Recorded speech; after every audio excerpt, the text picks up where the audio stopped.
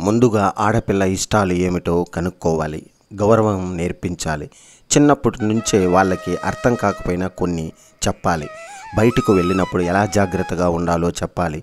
Good టచ్కి bad టచ్కి అర్థం చెప్పాలి. వాళ్ళకి మన తెలుగు నేర్పించాలి. సాయం కూడా నేర్పించాలి. అసలు వారికి దేనిలో ఇంట్రెస్ట్ ఉంది అన్నది గమనించి తెలుసుకోవాలి. బలవంతంగా మన ఇష్టాలను రుద్దేయకూడదు. వారికి దేనిలో ఇష్టం ఉంది అన్నది తెలుసుకుని మనం ప్రోత్సహించాలి. ఆత్మరక్షణ విద్యలు నేర్పించాలి. ప్రకృతి దైవ స్వరూపం అని చెప్పాలి. డబ్బుని ఎంత అవసరం వరకు వాడాలి అన్నది చెప్పాలి. వారు ఒకవేళ భయస్థులు అయి ఉంటే ధైర్యంగా ఉండేలా మనము చెప్పాలి. అమ్మ, నాన్న, గురువు దైవంతో సమానం అని చెప్పాలి. అతి తొందరగా నిర్ణయాలకు ఎప్పుడు రాకూడదు అని చెప్పాలి. ఒకవేళ మన మాట వినకపోతే వినేలా చేసుకోవాలి. అది కూడా ప్రేమతోనే. తక్కువ మార్కులు వచ్చాయని కొట్టేయకూడదు. అలా అని ఏకం వదిలేయకూడదు. ఎలా అడగాలో అలా అడగాలి వాళ్ళని. నువ్వు ఈ సబ్జెక్ట్లో ఈ పోటీలో ఫస్ట్ వస్తే సైకిల్ కొంటా, నీకు ఇష్టమైనవి కొంటాం అని హామీ ఇవ్వకూడదు. వారు అప్పుడు వస్తువుల కోసం మొదటి రావడానికి ప్రయత్నం చేస్తారు కదా. కొన్ని పనులు స్వతహాగా చేసుకోనివ్వాలి. డౌట్స్ ఉంటే చెప్పాలి. మన దేశ సంస్కృతిని వివరించాలి. బయట ఫుడ్డు ఇంట్లో ఫుడ్డుకు తేడా చెప్పాలి. వారు ఏదైనా చెప్పలేకపోతే ప్రశాంతంగా తెలుసుకోవాలి. అల్లరి చేస్తున్నారని చెప్పి సెల్ ఫోన్ ఇచ్చేయకూడదు. కథల పుస్తకాలు ఇలాంటివి కొని వారికి అందచేయాలి. డ్రాయింగ్స్ వారికి ఇష్టం ఉంటే బాగా నేర్పించాలి. మరి అల్లరి చేస్తే కొట్టేయడం లాంటివి చేయకూడదు. కాస్త మందలించాలి. మితిమీరిన ప్రేమ చూపించకూడదు. అలా అని గుడ్డిగా నమ్మకూడదు కూడా. ప్రేమగా కాస్త కారంగా కూడా ఉండాలి. మగపిల్లవాడిని ఎలా పెంచుతారో అలాగే పెంచాలి. చక్కని ప్రవర్తన, అందమైన మాట, తెలివైన చదువు, ఆచారం, దేవుడిపై నమ్మకం ఇవన్నీ నేర్పుతూ కుటుంబ గౌరవమును తెలిపే నమ్మకమని ఏర్పరచాలి. అందంగా ఉండడం, ఉంచడం నేర్పితే భవిష్యత్ జీవితం హాయిగా ఉంటుంది. జన్మనిచ్చిన తల్లిదండ్రుల పరువు నిలబెట్టకపోయినా పర్వాలేదు, కానీ పరువు తీసే పనులు చేయకుండా ఉండేలా పెంచాలి. కడుపులో పిండంగా ఊపిరి పోసుకునే క్షణం నుండి ఒళ్ళు ఉడికిపోయిన ముసలితనం వచ్చే వరకు ఆడజాతికి రక్షణ లేదు అన్నది ఒప్పుకుని తీరాలి. ఆడపిల్లకు రక్షణ కల్పించే దిశగా ఆలోచించడం బాగుంది. అయితే ఎలా అన్నదే ముఖ్యం. రక్షణ చేతుల్లో, మాటల్లో, ప్రతి అడుగులో కనిపించాలి. అది కేవలం మీ ఇంట్లో ఉన్న ఆడపిల్లకు మాత్రమే కాదు, ప్రతి ఆడపిల్లకు ఇవ్వాలి. మీ నుండి మీరు ఒక అమ్మాయికి ఇవ్వగలిగే గొప్ప బహుమతి అది. అనుక్షణం అమ్మాయి వెనుక ఉండడం కుదిరే పని కాదు. తనను తానే కొన్నిసార్లు రక్షించుకోవాలి. అలాంటి ధైర్యం, ఆత్మవిశ్వాసం తనలో నింపాలి. ఎప్పుడు అమ్మాయితో ఒకరు ఉండడం అనేది జరగదు. అటువంటి రక్షణ మీరు ఇవ్వలేరు. ఇచ్చినా అది అతి జాగ్రత్త అనిపిస్తుంది. ఆ అమ్మాయికి కూడా కట్టడి చేస్తున్న భావనే కలుగుతుంది. తప్పించి జాగ్రత్త వహిస్తున్నారని అనుకోదు. అమ్మాయి చుట్టూ వెయ్యాలని అనుకుంటున్న ఆ రక్షణ కవచం కంటికి కనిపించేలా ఉండకూడదు. చదువు, పరిచయాలు, స్నేహాలు, ఉద్యోగం, ప్రేమ, పెళ్ళి ఇలా జీవితంలో ప్రతి ముఖ్యమైన విషయాలు మీ కనసన్నల్లోనే జరిగేలా చూడాలి. కానీ కను సైగలతో శాసించేలా ఉండకూడదు. తను వేసే ప్రతి అడుగును గమనిస్తూ ఉండండి. గీత గీసి ఇలాగే ఉండాలన్న మొండి వైఖరితో ఉండకండి. మీ వయస్సు, అనుభవం ఉపయోగించి వారికి మాటలతో జాగ్రత్తలు చెప్పండి. ఎంతో కొంత జీవితం చూసి ఉన్న మీ ముందు మీ అమ్మాయి వయసు, అనుభవం రెండూ తక్కువే అని అర్థం చేసుకోండి.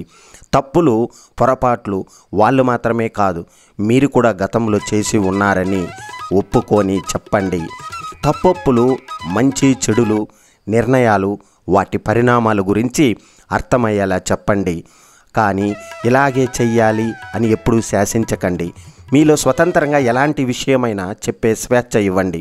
జాగ్రత్త వహిస్తున్నారన్న భ్రమలో అతి జాగ్రత్త మాత్రం తీసుకోకండి. మీ వాళ్ళకే మీరు శత్రువు అయ్యే ప్రమాదం ఉంది.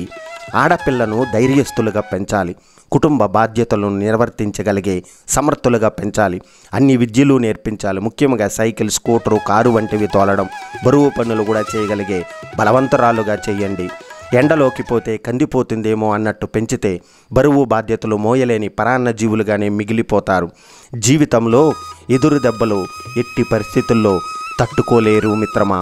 పితృస్వామ్య సమాజంలో ఆడపిల్లలకు సౌకుమార్యం, అందం, అని థియరీ ప్రాచుర్యం పొందింది. కానీ నేటి కాలంలో ఆడామగ భుజానికి భుజంగా ఒకరికొకరు సపోర్టుగా ఏ పని అయినా ఇద్దరూ అంతే సమర్థంగా నిర్వర్తించగలగాలి. ఈ ఫలానా పని మగవారిది అని అటువంటి పనులు చేసే ఆడవారికి మగరాయుడు అని పేరు పెట్టి గేలి చేయడం అనే పద్ధతికి కాలం చెల్లింది. వదిలించుకోవడం కేవలం మహిళలకే కాదు, పురుషులకు కట్టినా కూడా సంఖ్యలను తొలగిస్తుంది. తరువాత నేటి తల్లిదండ్రులు ఆడపిల్లలు పరాయి సొమ్ము అనే ఏహ్యభావంతో కానీ లేకపోతే అది గారాబం చేసి కానీ కాకుండా భవిష్యత్తులో తమ కాళ్ళ మీద తాము నిలబడగలిగే తాను ఉన్నాననే ధైర్యం తన చుట్టూ ఉన్నవారికి ఇవ్వగలగాలి. మన ఇంటికి ఒక బంధువు వచ్చారు. ఆయన ఉన్నప్పుడు ఆయనతో చాలా బాగా ప్రేమగా మాట్లాడతాం. ఆయన వెళ్ళిపోయాక ఇంటిలో పిల్లల ముందు ఆయన్ను విమర్శిస్తాం.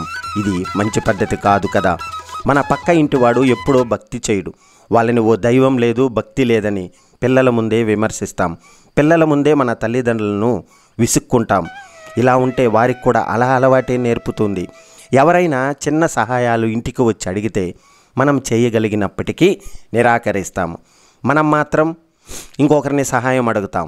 తల్లిదండ్రులుగా మనకు లేని మంచి అలవాట్లు పిల్లలు పాటించమంటాం. మనకి ఉన్న చెడ్డ అలవాట్లు వదులుకోలేము. అందరికీ నచ్చేలా బతకాలి అంటే అయ్యే పని కాదండి. మీరు మీలాగే ఉంటే మంచిది. మనం ఏమి చేసినా మన మీద రాళ్ళు వేయటానికి కొంతమంది మహానుభావులు ఎప్పుడూ రెడీగానే ఉంటారు. అందులోనూ ఆడపిల్ల విషయంలో అయితే మరీను. ఆడపిల్ల ఇలా ఉండాలి, గట్టిగా నవ్వకూడదు, 10 మందిలో పద్ధతిగా ఉండాలి, లాంటి విచిత్రమైన కట్టుబాట్లు మన ముందు చాలానే ఉంటాయి. మీకు మంచి చెబితే పర్వాలేదు, కానీ ప్రతి పనికి అడ్డం తగులుతున్నట్లయితే అటువంటి వాటిని పట్టించుకోకపోవడమే బెటర్. మీకు తెలుసో లేదో, స్త్రీల హక్కుల పట్ల కృషి చేసిన దేశాలు అభివృద్ధిలో ఎప్పుడు టాప్లో ఉన్నాయి. అలా టాప్లో ఉన్న ఒక దేశం పేరు చెప్పనా? నార్వే. అక్కడ చట్టాలు ఎంత కఠినంగా ఉంటాయో మీకు తెలుసు కదా. అక్కడ చట్టసభల్లో ఎక్కువ మంది స్త్రీలు ఉంటారని కూడా విన్నాం. ఇలాంటిది ఇంకో దేశం ఐస్లాండ్ మరియు ఫిన్లాండ్. ఫైనల్గా మంచిని స్వీకరించండి, చెడును విస్మరించండి. అందరూ గుర్తుపెట్టుకోండి మిత్రమా, మీ మాట విధానం సౌమ్యంగా ఉండాలి. అవసరాన్ని బట్టి అప్పుడప్పుడు కఠినంగా ఉండాలి. పిల్లల ముందు పెద్దవాళ్లను దూషించవద్దు. పిల్లలతో ఎక్కువగా సమయం గడపాలి. వారు చెప్పేది మొదట శ్రద్ధగా వినాలి. నీతి కథలు చెబుతూ మంచి చెడుల మధ్య వ్యత్యాసాన్ని చెప్పాలి. డబ్బున్న వారి గురించి గొప్పగా, లేని వారి గురించి చులకనగా ఎప్పుడూ మాట్లాడకూడదు. అలా మాట్లాడితే వాళ్ళల్లో కూడా అలాంటి భావన కలుగుతుంది. మోస చదువులు కాకుండా వారి అభీష్టానికి తగిన చదువు చదివించండి. సెలవులలో బంధువులను మీ ఇంటికి ఆహ్వానించండి. మీరు పిల్లలను బంధువుల ఇళ్ళకి తీసుకెళ్ళండి. బంధువులు మిత్రులు పెళ్ళిళ్ళకి తీసుకెళ్ళండి. తోటి పిల్లలతో తప్పనిసరిగా ఆడుకోనివ్వండి.